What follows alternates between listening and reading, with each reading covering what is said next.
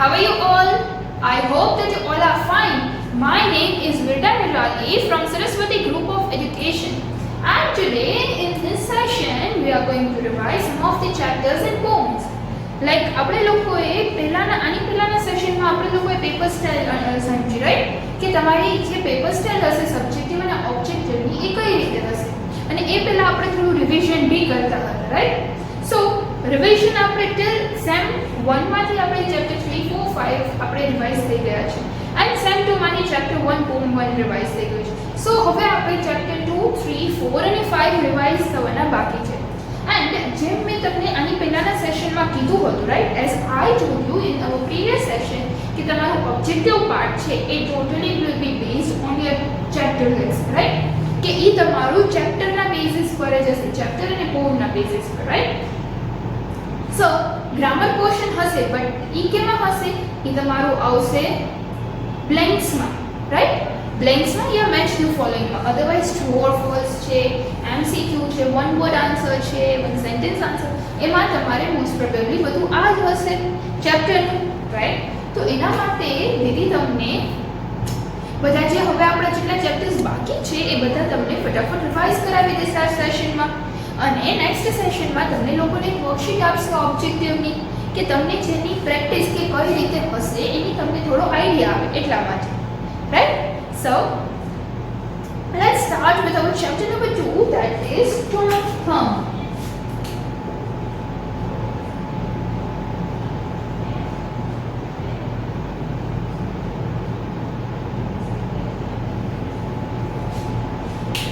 Now, this story is about a woodcutter. This story is a woodcutter and his wife who wish for a child.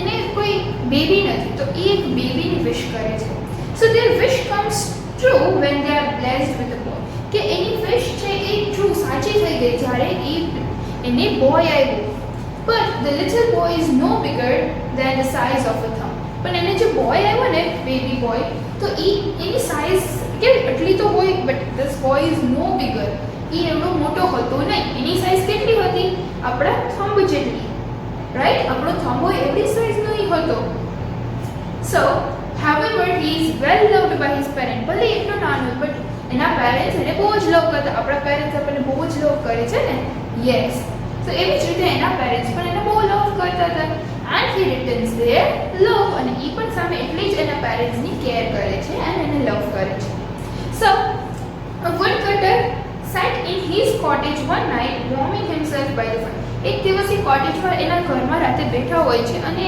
Like wood fire કરે છે right અને Warne કરે છે કે અને his wife sat by his side spinning કે એ ઓલું એનું સ્પીનિંગ સીવવાનું ને એ બધું લઈને એનું કામ એની વાઇફ એની સાથે બેઠી હોય છે સો હિયર બાય એ કે આપણે બધું છે બટ આપણી પાસે કોઈ ચિલ્ડ્રન નથી કે જેની સાથે આપણે આપણો ટાઈમ સ્પેન્ડ કરી શકીએ આપણે એને રમાડી શકીએ રાઈટ કે બીજા પીપલ કેટલા હેપી હોય છે એના છોકરાઓ સાથે તમારા પેરેન્ટ્સ તમારી સાથે રમે છે ને તો એવી રીતે એ પણ એમ જોઈએ છે કે આપણે ચાઇલ્ડ હોય તો આપણે પણ એને રમાડી શકીએ so what you say is very true તો શું કહે છે આજે woodcutter કે તું જે કહે છે એ સાચું છે but how happy should I be if I had a one child કે આપણે એક ચાઇલ્ડ હોય ને તો બી આપણે બહુ હેપી હોય સો આઈ વિશ છે બહુ આ થોડા ટાઈમમાં પૂરી થઈ જાય છે અને boy આવે છે right now odd as you may think this good woman's wish was fulfilled for not long afterwards she had a little boy who was quite healthy and strong he healthy and strong હતો but was not much bigger than his father thumb કે ના ફાધરના thumb કરતા મોટો હતો નહીં કોના thumb કરતા ફાધરના તો તમારે આ એક નાના નાના પોઈન્ટ્સ તમારા માઇન્ડમાં રાખવાના છે okay so they said love him dearly and they called him Tom Thumb કે એ લોકો એને બહુ જ લવ કરતા અને એનું નામ એ લોકોએ શું પાડ્યું શું કહેતા એને ટોમ થમ્બ ટોમ નામ પાડ્યું અને it was thumb size so they used to say Tom Thumb they gave him plenty of food એને બહુ બધું ખાવા માટે જમવા માટે આપતા yet for all they could do he never grew bigger but શું હતું ગમે એટલું ઈટ કરે કે કાંઈ બી કરે બટ એની સાઇઝ જે હતી એની હાઇટ હતી મોટી થતી નહોતી and was just the same size as he had when he was born. કે આપણે બોર્ન થયા ત્યારે કેટલા નાના હોય પછી આપણી હાઈટ વધતી જાય ને, બટ અહીંયા ટોમ થમ્બની જે હાઈટ હતી એ વધતી જતી નહોતી. So still his eyes were sharp and sparkling and he showed himself to be a clever little fellow.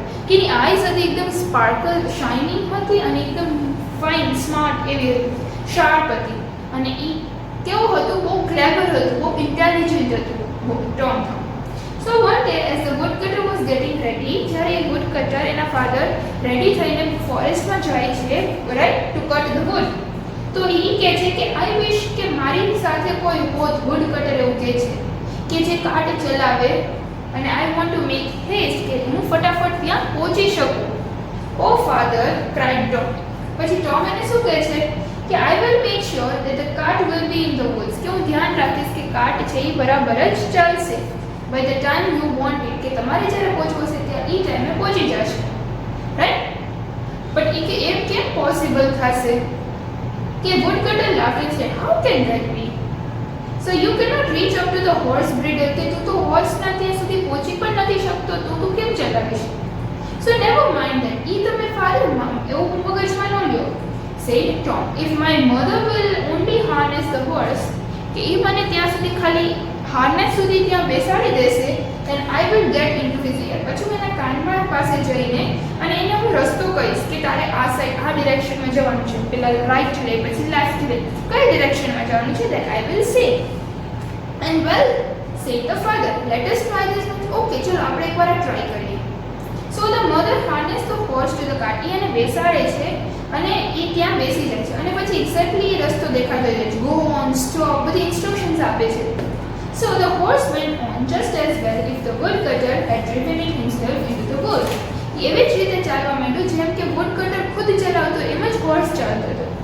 So it so happened that the horse was going a little too fast and Tom was calling out, gently, gently, કે ધીમે ધીમે ચલો, આગળ બે જણા કોક છે એટલે ધીમું થઈ જાઓ. What an odd thing this is, કે આ તો કેટલું નવું કહેવાય કે અને બીજા લોકો એની બાજુમાંથી જે જાય છે એ જોઈને શોક થઈ જાય કે આ હોર્સ એની જાતે કેમ ચાલે છે, કોઈ ચલાવતો નથી તોય.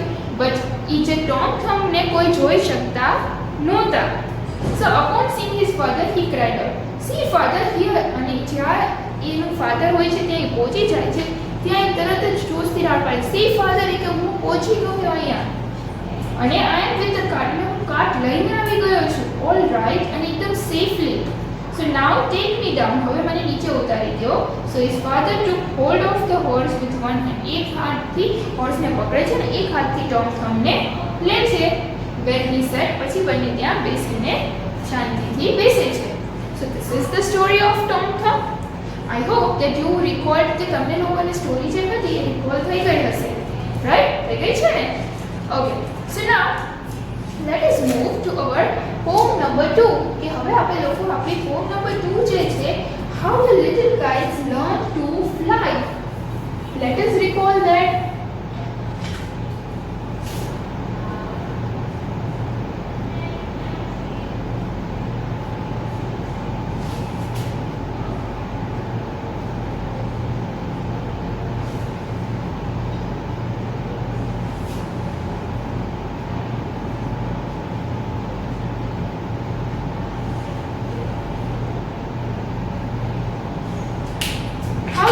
Kite learn to fly. So in this poem is about a little kite. ये kite ना related છે કે who is too scared to fly. કે fly કરવામાં બહુ જ બીવે છે. So then the big kite, જે મોટી kite હોય છે ને એ શું કહે છે, પૂછે છે little kite ને કે એકવાર તો ટ્રાય તો કર. આપણે લોકો ટ્રાય જ ન કરીએ ને એમના બહાર માની જાય તો એ કેમ ચાલશે? એટલા માટે બિગ કાઇટ લિટલ કાઇટને કહે છે એકવાર તો ટ્રાય તો કર. આપણને બી કાંઈ બી વસ્તુ ન આવડતી હોય તો આપણને બી કહેતા હોય ને એકવાર ટ્રાય તો કરી જો રાઈટ. તો એવી રીતે આને પણ એમ કહે છે ટ્રાય કર. સો વિથ ધ એન્કરેજમેન્ટ કે એને એન્કરેજ કર્યું કે એને કીધું કે નહીં તારાથી થશે થશે, આપણને એમ કે તો થઈ જાય ને પછી તો એવી રીતે આને પણ એન્કરેજ કરવામાં આવે છે કાઇટને. So the little kite learns to fly. એવી રીતે ધીમે ધીમે પછી એને એ લર્ન કરતા શીખી જાય છે, લર્ન કરી જાય છે ફ્લાય કરવાનું. So the poem tells us not to give up trying on things that make us afraid. એટલે આ પોએમમાં આપણને શું શીખવા મળે છે કે આપણે ઇઝીલી હાર માની જવાની નહીં. જેનાથી આપણને ડર લાગતો હોય એ વસ્તુ તો આપણે પહેલાં કરવાની. આમ હાર માનીને બેસી નહીં જવાનું કે નહીં મને બીક લાગે છે મારે આ નથી કરવું, એવું આપણે કરવાનું નથી. Right? So this is the poem that how the little cat learn to fly. હવે એના માટે તમારે ઇન ડિટેલ તમે રીડ કરશો. મેં તો જસ્ટ તમને બ્રીફ આઈડિયા આપ્યો કે કઈ પોએમમાં અને કયા ચેપ્ટરમાં શું આવવાનું છે. સો આ પોએમમાં લિટલ ફ્લાય છે કેવી રીતે લર્ન કરે છે ફ્લાય કરવાનું એ આપણને કીધું છે. Right? Now the next chapter is chapter number 3, that is the story of houses.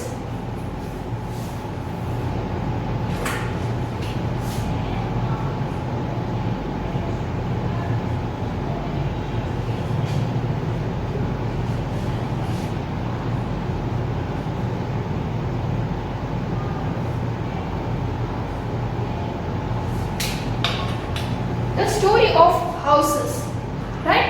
So now what you are supposed to do in this કે આમાં તમારે લોકોએ શું કરવાનું છે. આ ચેપ્ટરમાં શું છે? સો આ ચેપ્ટર છે કે આપણે ઘણા બધા અલગ અલગ ડિફરન્ટ ટાઈપ્સના હાઉસ હોય છે. રાઈટ? જેમ કે ફ્લેટ્સ છે, અપાર્ટમેન્ટ્સ છે, પછી બિલ્ડિંગ્સ, પછી આપણે ટેનામેન્ટ્સ હોય છે. રાઈટ? ટ્રી હાઉસ હોય, એ રીતે ઘણા બધા ડિફરન્ટ ટાઈપ્સના હાઉસીસ છે. તો આમાં આપણે લોકો આ જ બધા અલગ ટાઈપના હાઉસીસ રિલેટેડ આપણે લોકો લર્ન કરવાના છીએ. અત્યારે આપણે વેરી કોમન જે જોતા હોય એ છે multi story building. Multi story building એટલે કે શું? ફ્લેટ કે એમાં ઘણા બધા ફ્લોર્સ હોય. રાઈટ? અને એવું અને સ્પેશિયલી આ બધું અત્યારે બધું બહુ સારું બધી વસ્તુ યુઝ કરીને બનાવવામાં આવે છે. Right? They are made up of bricks, cement and everything. પછી આવે છે એમાં કયા? Caves and stilt houses. Caves અને સ્ટિલ્ટ હાઉસીસ છે એ કેવા હોય છે કે બહુ ટાઈમ પહેલા જ્યારે પીપલ કેવ્સમાં રહેતા હતા. રાઈટ? ગુફામાં.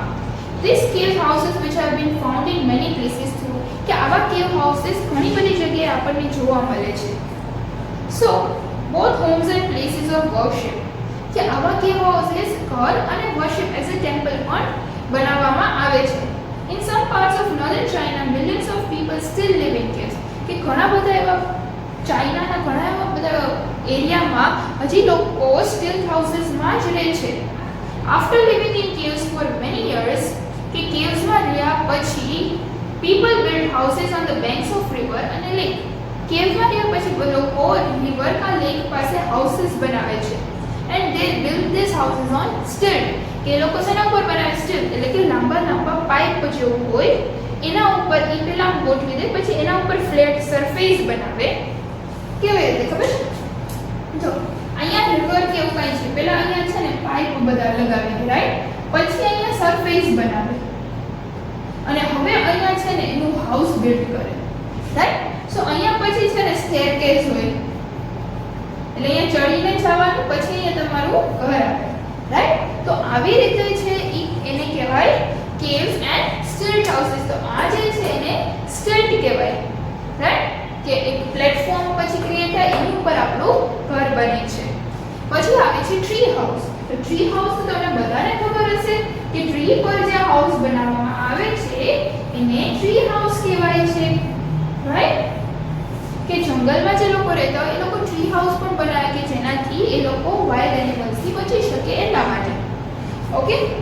પછી આવે છે ક્લિફ હાઉસીસ, કે અર્લી ટાઈમ્સમાં people also made their homes in holes, કે હોલ જે હોય એમાં પોતાના ઘર કે મોટા ખાડાને ઓલા હોય એમાં ઘર બનાવે છે.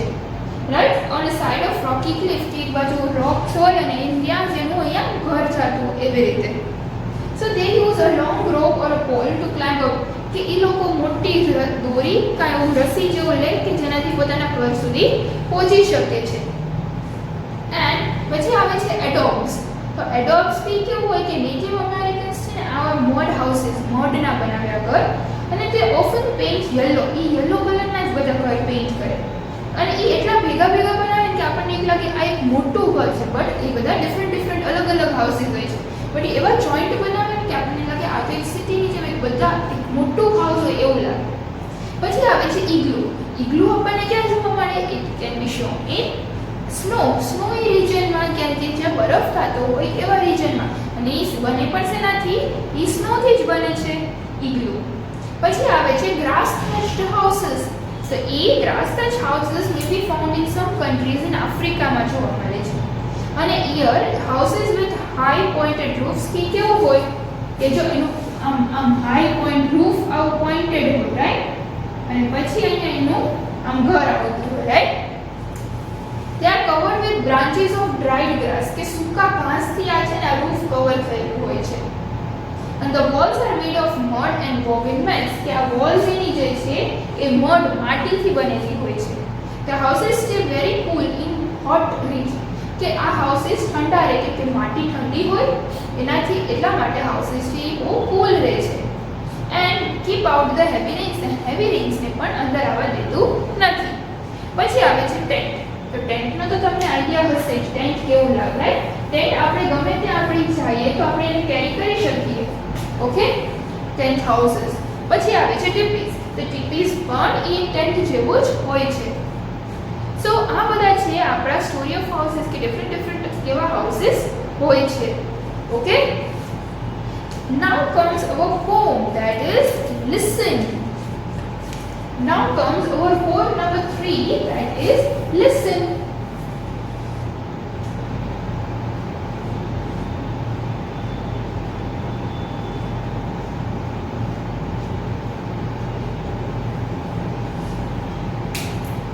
Now in this poem tells us about the different sounds around us. કે આપણને પોએમ શું પોએટ શું કહે છે? આપણી આજુબાજુમાં આપણે ઘણા બધા અલગ સાઉન્ડ સાંભળીએ છીએ, right? So everything including the wind કે વિન્ડનો પણ અવાજ સંભળાય છે ક્યારેક આપણે શાંત હોય તો. So wind, grass, moon seem to be આ બધા જ લોકો કંઈક ને કંઈક સાઉન્ડ કરે છે. So which we very often miss કે આ આપણે લોકો ઘણીવાર મોસ્ટલી કાયમ માટે આપણે મિસ કરી દઈએ છીએ. શું કામ? કેમ કે આપણે સિટીમાં કેટલો બધો નોઈઝ હોય છે, શાંતિ હોતી નથી, એટલા માટે આપણે લોકો આ સાંભળી શકતા નથી. So the poet is telling us to pay closer attention to nature by listening to it. So એટલા માટે પોએટ શું કહે છે કે નેચર સાથે તમે થોડું ધ્યાનથી તમે એવી જગ્યાએ જાઓ, શાંત પ્લેસ ઉપર કે જ્યાં તમે એને સાંભળી શકો, નેચર સાથે તમે ક્લોઝ રહી શકો, right? So that you can listen all these sounds. So this is the poem about listen. Now comes our chapter number 4, Heidi teaches Peter to read. यहाँ पे અહીંયા હાઈડી હોય છે, એ પીટરને રીડ કરતા શીખડાવે છે, રાઈટ?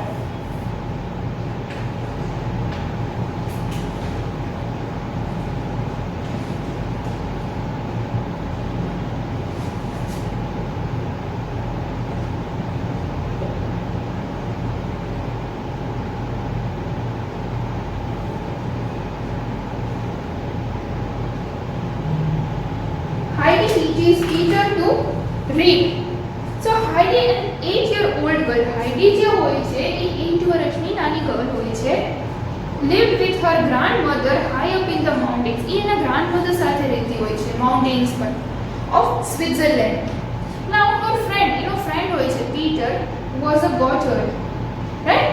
અને એ શું હોય છે, in this extract from the story કે આ એવો પાર્ટ લીધેલો છે કે Heidi teaches the alphabet to Peter, કે પીટરને આલ્ફાબેટ શીખવાડે છે A to Z, એને બોલતા કેવી રીતે રીડ કરે, રાઈટ? તો આ સ્ટોરી એના રિલેટેડ છે, okay?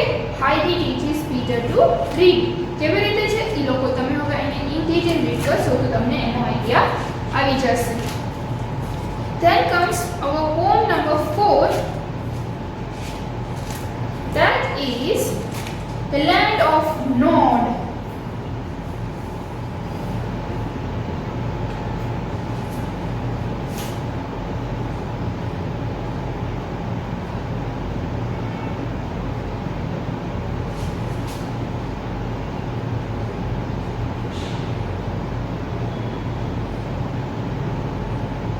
The land of Nod.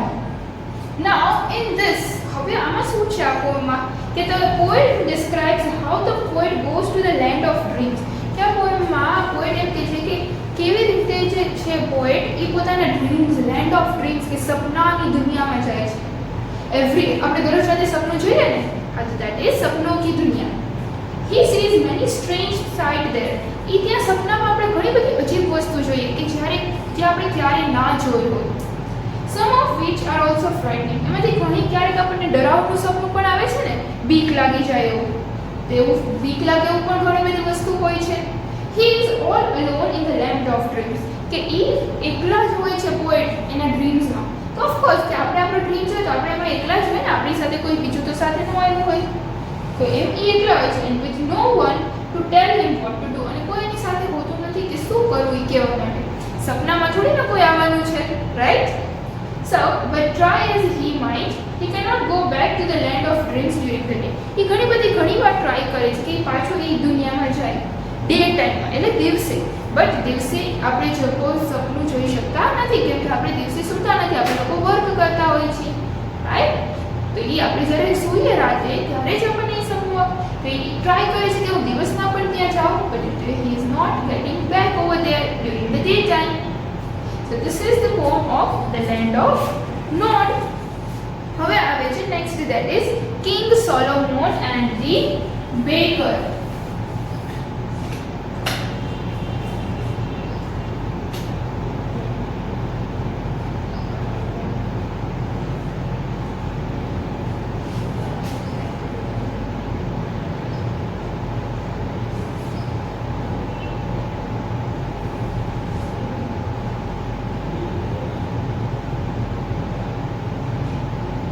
King Solomon and the baker.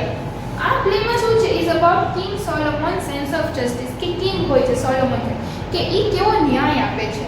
Here King Solomon listen to a case that a baker brings to court. કે એ બેકર જે હોય છે, રાઈટ, બેકરી જેની હોય છે, એ કેસ લઈ આવે છે એની સામે કે આવું થયું છે. શું થાય છે એમાં કે વન ટાઈમ કે ઓલ્ડ વુમન એક શોપ પાસેથી રોડ ઉપરથી આપણે નીકળતા, એવી રીતે ઓલ્ડ વુમન નીકળે છે અને આપણને કંઈક સ્મેલ આવે તો આપણે કેમ કરીએ, વાહ what a good smell, કેવી ફાઇન સ્મેલ છે. તો એવી રીતે ઓલ્ડ વુમન એ બેકરી પાસેથી નીકળે છે, બેકરની, અને ત્યાં એની બ્રેડની બહુ જ ફાઇન સ્મેલ આવે છે, ન્યૂલી ફ્રેશ બ્રેડ હોય એની સ્મેલ આવે છે. તો એ કહે છે વાવ કેટલી ફાઇન સ્મેલ છે, બટ મારી પાસે રૂપીઝ નથી, અધરવાઇઝ હું પરચેઝ કરી લે બ્રેડ. બટ આ જોઈને એ બેકર એને ઊભી રાખે છે કે વેઇટ, કે તે મારી બ્રેડની સ્મેલ શું કામ કરી, હવે તારે એને પરચેઝ કરવી પડશે અને તારી પાસે પૈસા ન હોય તો હું તારે ગમે એમ કરીને કરવું પડશે, રાઈટ? એ એવી રીતે એની પાસે આર્ગ્યુમેન્ટ કરે છે. પછી એ લોકો કિંગ પાસે જાય છે અને કિંગને કહે છે કે આવી રીતે થયું છે.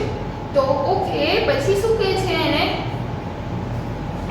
કે આમાં તો શું થશે. હવે કિંગને કહે છે કે કિંગ કે આ ઓલ્ડ લેડી છે એને મારે બ્રેડની સ્મેલ લીધી છે, કે આ ઓલ્ડ લેડીએ મારે બ્રેડની સ્મેલ લીધી છે.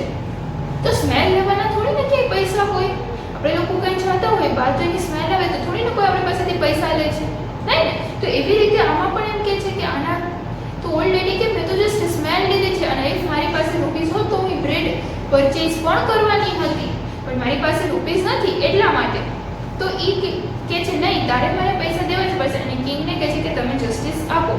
તો પછી કિંગ કેવી આઈડિયા લગાવે છે, કિંગ કહે છે ઓકે ચલો તારા આને કેટલા દેવાના થાય છે.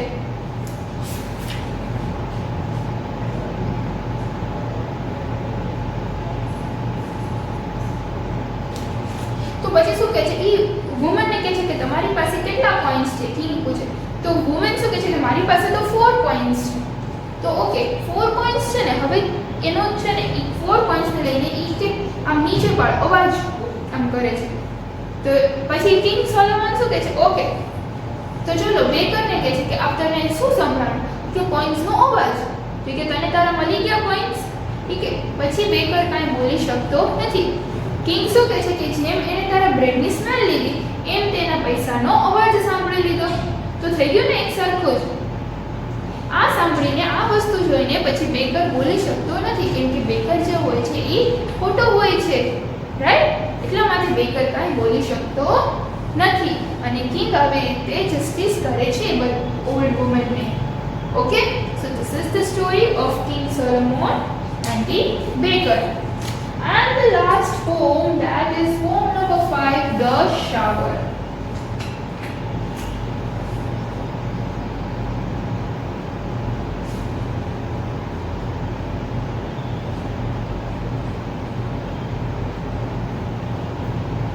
Now, what is there in this poem? The poet describes the rain. એ rainને describe કરે છે. The sounds that it makes as it falls. કે જ્યારે વરસાદ પડે છે તો એનો અવાજ કેવો હોય છે. On the window, જ્યારે બારીને ભટકાય છે વરસાદ તો એનો અવાજ કેવો થાય છે. As it gushes down the street and through the gutters. પછી જ્યારે આપણે રસ્તા ઉપરથી રોડ ઉપરથી ચાલ્યું જાય છે ગટરમાં જાય છે તો what is the how it makes, what does the sound it makes, how it goes, કેવી રીતે જાય છે એ બધું આમાં પોએટે કીધું છે. And the poet is enjoying the rain. The poet rainને enjoy કરે છે. Even as the sun begins to peep through the cloud. જો sun પણ બહાર આવી જાય છે but though the rain is still ચાલુ જ છે અને એ આ જોઈને આપણે બધું એન્જોય કરે છે. Right? So this is the poem about the shower. And I hope કે તમને લોકોને બધા ચેપ્ટર રિવાઇઝ થઈ ગયા હશે. હવે આ ચેપ્ટરમાં તમને બ્લુ બોક્સમાં MCQ છે તો એ બધા તમે લોકો રિવાઇઝ કરી લેજો. ઓકે? અને તમને નેક્સ્ટ સેશનમાં દીદી will explain you the objective worksheet કે એ તમારે કેવી રીતે સોલ્વ કરવાની છે. Okay? So I hope that this is all about today's set. I hope that you all understand it. So this is all about today's session and I hope you all enjoyed it well. So now until we meet again in the next session, till then, bye everyone. Thank you and take good care of yourself.